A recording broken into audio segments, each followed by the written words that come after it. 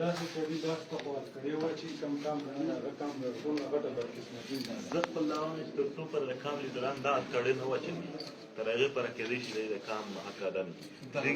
دغې کام په ما پرې خو هر سبا بېګا دی نوې سندره لیکي نوې غزل لیکي. زه د ده پره دا نشم خوړلی دا څومره بېغیرتوبه وي.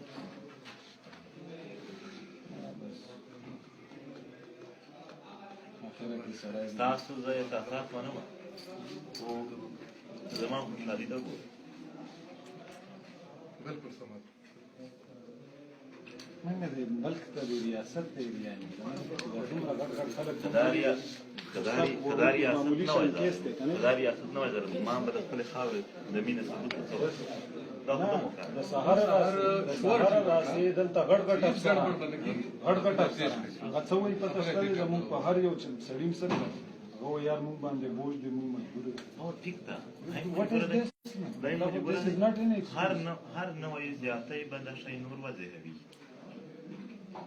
نن ما ورته توجه ده هغه پښتون چې زما او ستا په مخالفت سره د هغه به واضح کېږي. دا موقع مونږ په خپلو تکلیفونو باندې خپل کام ته ورکولی شو. دا تکلیفونه نه دي دا څه دي دا انویسټمنټ دی. هلته ته د کام او د وطن د یووالۍ او د ښه ژوند نظریات پرې جوړوي. دا ګلخانان نه دي ګلخانان هېڅوک نشته ټول زموږ وروڼه دي ټولو د ښه ژوند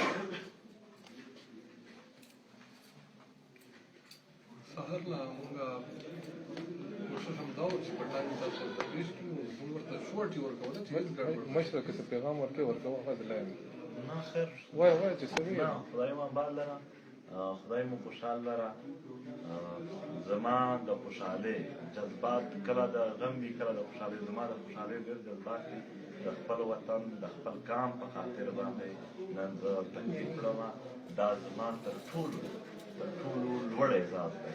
ما کېدی شي د کام سره د وطن دپاره د مینې اظهار کړی وي ثابته کړې مې نه وي اټکړی ثبوت وي.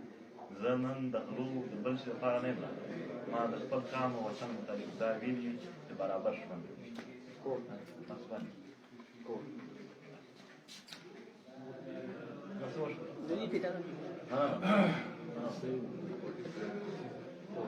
کوټ کې خو جسم ناست نه دی که نه خو دا د کوټ ټایمینګ دی. تاسو دې ټایم کوټ کې دا پیش کوئ خیر دی تاسو نه بس دا وایي دا لیکي ورته